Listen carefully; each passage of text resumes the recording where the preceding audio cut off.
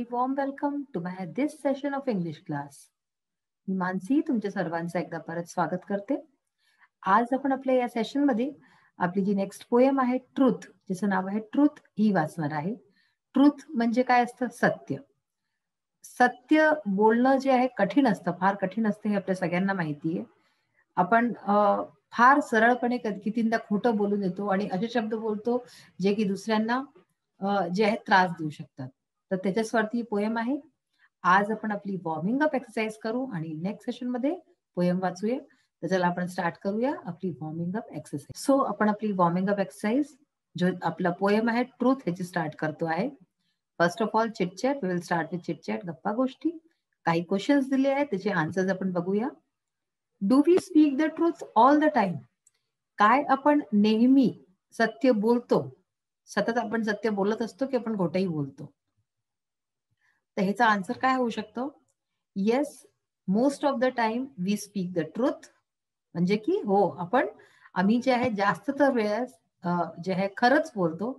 But at times it is also true की at times we may speak the lies, we may tell the lies. म्हणजे की कधी कधी आपण खोटं पण बोलतो. But most of the time we speak the truth. Next question आहे, why do we tell lies? आपण खोटं का बोलतो? कधी सोचलंय तुम्ही की आपण खोटं का बोलतो? काही तर मुलं अशीही असतात जे की पदोपदी खोटंच बोलतात, त्यांना खरं बोलण्याची सवयच नसते. तर खोटं का बोललं जातं? खोटं आपण बोलतो कारण की आपण काही वस्तू लपवणं चाहतो कुणाशी, काही आपण चुकीचं करतो तेव्हाच आपण खोटं बोलतो. तर why do we tell lies? We tell lies because we want to hide something. आपण काही लपवणं चाहतोय. बिकॉज वी फिअर, आपल्याला भीती असते कोणत्या गोष्टीची, म्हणून आपण काही गोष्ट लपवणं चाहतो आणि तेव्हाच आपण खोटं बोलतो.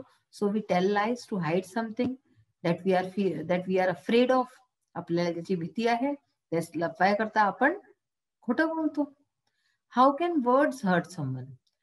असं कसं आहे की शब्द जे आहेत तेही कुणाला हर्ट करू शकतात, म्हणजे तेही कुणाला जसं की कोणती तीर तलवार असते त्याच्याने तर लोकांना हर्ट होऊ शकतं, है ना, की त्याच्याने रक्त निघू शकतं. पण असंही म्हणतात ना की शब्दांचा बाण हा फार जास्त जे आहे त्रासदायक असतो. असं का म्हणतात? Words can hurt someone if we don't say it properly. If we use it carefully, we can't hurt someone. But if we use words carelessly, then words can also hurt someone. आपण जर केअरलेसली त्यांचा use करतो आहे, आपण त्यांना नीटशे बोलत नाहीये, वापर नाही करत आहे, ते कुणालाही त्रास देऊ शकतात. जसं की कोणी आपला प्रियजन आहे आणि आपण त्यांना कटू शब्द बोलू तर त्याच्याने त्याला त्रास होतो. Why should we take care of using proper words while speaking? असं काय की बोलताना आपल्याला जे आहे लक्ष दिलं पाहिजे की आपण काय बोलतोय आणि आपल्या सही शब्दांचा चुनाव केला पाहिजे. असं का आहे? तर we should take care of using proper words while speaking because our words can hurt somebody and it can not be properly mended. तर जर आपण कुणाशी अशा प्रकारचं बोलतोय तर ते जे आहे ती वस्तू परतही नाही होऊ शकत, ती मेंड नाही होऊ शकत. मेंड म्हणजे काय की ती वस्तू बरोबरशी परतसे एकसारखी होऊन जात, असं नाही होऊ शकत. How do we break relationships? आपण आपले संबंध कसे तोडतो? We break relationships by using harsh words और टेलिंग लाईज. ठीक आहे ना, खोटं बोलून, कटू वचन बोलून आपण आपले संबंध बिघाडतो कोणाशी पण. आता नेक्स्ट आहे, write down 5 things that make you very happy. अशा 5 वस्तू लिहायच्या ज्याच्याने की तुम्ही फार प्रसन्न होता. तुम्ही सोचा की तुम्हाला कोणत्या गोष्टींनी फार जास्त प्रसन्नता मिळते. जसं की इथे एक्झाम्पल दिलं आहे, our team wins the match.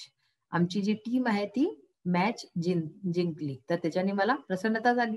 तर असेच कितीकन गोष्टी होऊ शकतात.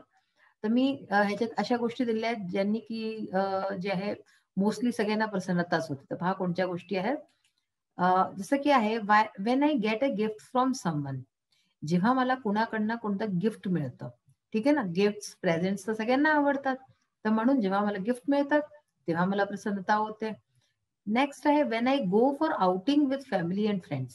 जेव्हा मी परिवाराबरोबर आणि आपल्या मित्रांबरोबर कुठे बाहेर जाते तेव्हा मला प्रसन्नता मिळते. ठीक आहे ना, सगळ्यांबरोबर छान वाटतं. वेन एनीवन प्रेझेस मी.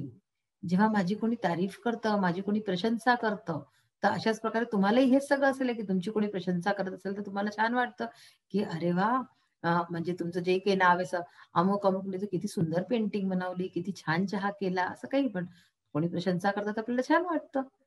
नेक्स्ट आहे when I get prize in any competition. जेव्हा मला कोणत्या कॉम्पिटिशन मध्ये, सपोज तुम्ही कोणत्या कॉम्पिटिशन मध्ये पार्टिसिपेट केला, सपोज तुम्ही डान्स खूप चांगलं करता, डान्स कॉम्पिटिशन मध्ये पार्टिसिपेट केला आणि त्यात तुम्हाला प्राइज मिळाला, तर तेव्हा छान वाटतं ना. So when I get prize in any competition. Next आहे when my parents fulfil my demands. Suppose मी आपल्या पेरेंट्सला काही डिमांड केला की बाबा मला हे हवंय, आई मला असं हवंय, ते हवंय, आणि सपोज त्यांनी ती गोष्ट आणून दिली, तर तेव्हा तुम्हाला प्रसन्नता होते ना. तर अशाच प्रकारे या सगळ्या गोष्टी अशा आहेत की आपल्याला प्रसन्नता होते या गोष्टींनी. तर हे झालं आपलं things that make you very happy. Next आहे write down 5 things that are hard to forget because they had upset you greatly. अशा 5 वस्तू लिहायच्या जे की तुम्ही विसरू नाही शकत आणि त्याने तुम्ही फार जास्त जे आहे अपसेट झाले. तर अशा कोणत्या गोष्टी आहेत, जसं की इथे लिहिलंय माय बेस्ट फ्रेंड क्वेरल्ड विथ मी. माझा जो प्रिय मित्र होता तो माझ्याशी भांडला, ते मी नाही विसरू शकत. अशाच प्रकारे आपण एक हायपोथेटिकल एक गोष्टी घेतल्या आहेत, कशाने आपल्याला खराब वाटू शकतं.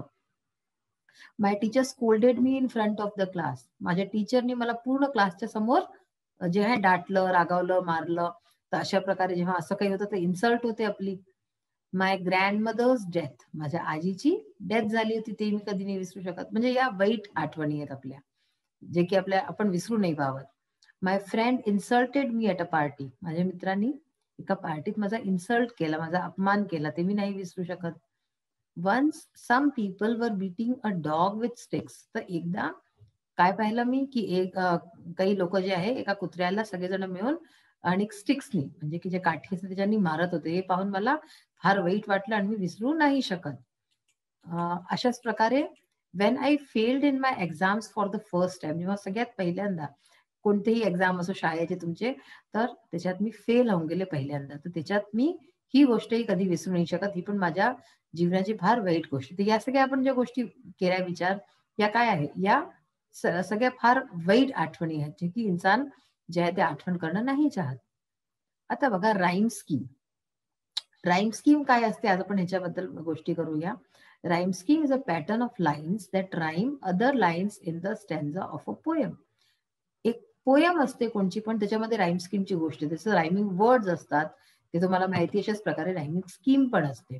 ते प्रत्येक लाईनीत पाहिलं जातं, एंडचाच वर्ड त्याच्यातही बघतात. ठीक आहे ना.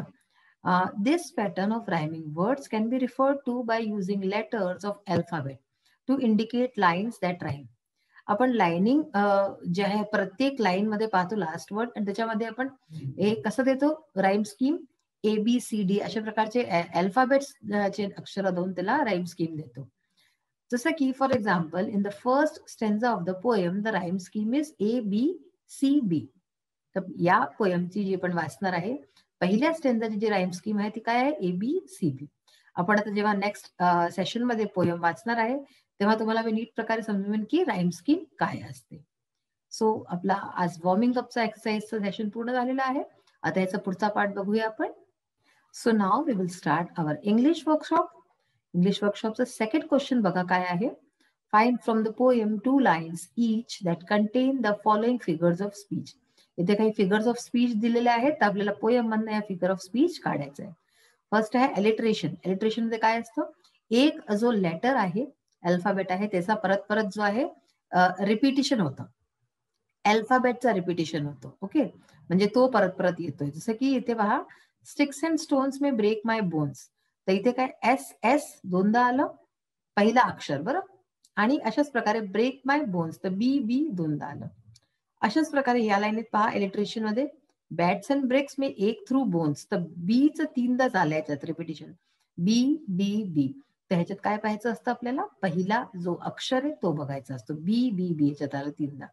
नेक्स्ट आहे रेपिटेशन. रेपिटेशन म्हणजे पूर्णचा पूर्ण शब्द रिपीट झालाय, so that is called repetition. Sticks and stones may break my bones. Stones and sticks break only skin.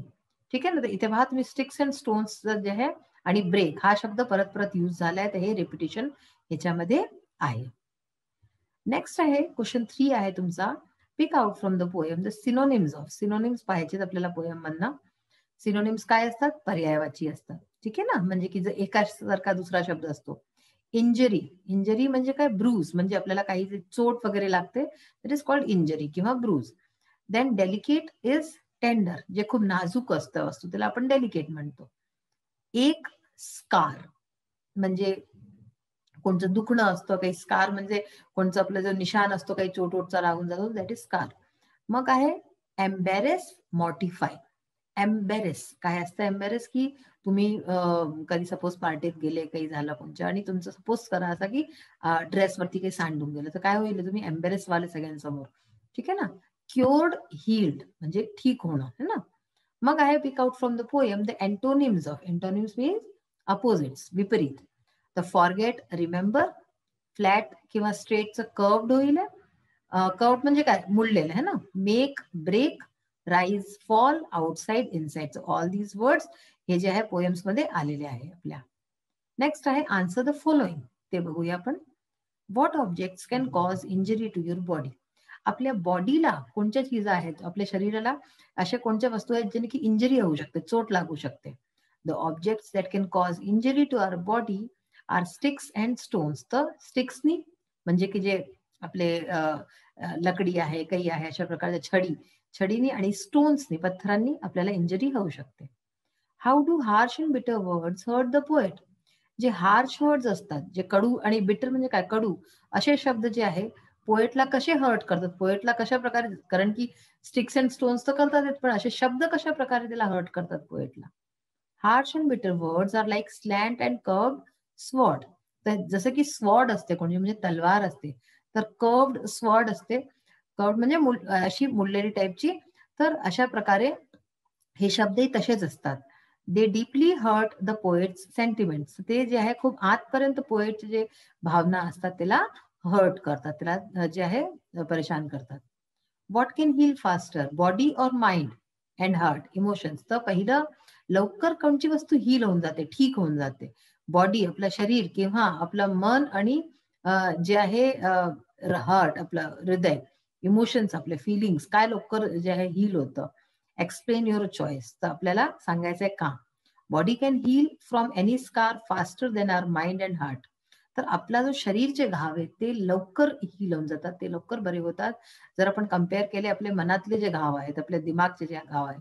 Because when our mind and heart get hurt it disturbs us for a long time. कारण की जेव्हा आपलं मन दुखी असतं त्याच्यावरती कोणचा घाव होतो तर बहुत लंबा टाइम लागून जातो त्याला ठीक व्हायला. आपण खूप लॉंग टाइम करता डिस्टर्ब होऊन जातो. It is quite difficult to come out of that trauma. तर म्हणून अशा ट्रॉमामधनं बाहेर पडायला खूप वेळ लागून जातो आणि कठीण असतं. Why are harsh words called ghost. जे हार्श वर्ड आहेत त्याला या पोयममध्ये घोस्ट म्हणजे भूत म्हटलं गेलंय. तर असं का म्हटलं गेलंय? Harsh words are called ghost because they hurt our emotions. कारण की ते आपल्या इमोशन्सला, आपल्या फिलिंगला जे आहे हर्ट करतात, त्याला त्रास देतात. And the insult caused by words disturbs our mind for a long time. आणि त्याच्या कारणाने जो आपला अपमान झालेला असतो तो सुद्धा आपल्या माइंडला, आपल्या दिमागला खूप लंब्या वेळेपर्यंत जो आहे ट्रबल करत राहतो, त्याला त्रास देत राहतो. म्हणजे आपण त्या गोष्टींच्या बाबतीत परत परत सोचत राहतो. What does the poet want you to keep in mind when you speak. तर पोएट काय म्हणतो, कवी काय म्हणतो की आपल्याला बोलताना कोणत्या वस्तूचं लक्ष ठेवलं पाहिजे मनामध्ये.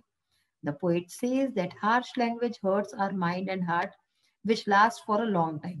पोएट इथे म्हणतो की हार्श लँग्वेज जी असते, जी आपण बहुत खराब तरीकेने बोलतो, अशा प्रकारची जी लँग्वेज असते ती आपल्या मनाला, दिल दिमागला जे आहे खूप वेळपर्यंत राहून जाते. So the poet wants us to keep in mind to use very kind and gentle words when we speak. तर म्हणून पोएट इथे म्हणतो की बोलताना म्हणून आपल्याला खूप चांगले प्रेमळ शब्दांचा वापर करावा, ताकी ते आपल्याला, आपल्या माइंडला, आपल्या सगळ्या मनाला सूद करेल आणि ते वाईट न वाटेल. तर आपला आज सेशन मध्ये आपण पाहिलंय की कशा प्रकारे खरं खोटं, आपण का बोलतो खरं, का बोलतो खोटं, आणि त्याच्याशी रिलेटेड किती साऱ्या वस्तू आहेत, कोणत्या वस्तू आपल्याला चांगल्या वाटतात, कोणत्या वाईट वाटतात, या सगळ्या बाबतीत आपण खूप काही बोललेलं. आता आपण नेक्स्ट सेशन मध्ये पोएमला रिसाइट करू आणि पाहू की त्याच्यात काय आहे. So we will meet in the next session. Till then bye, have a nice day. Thank you.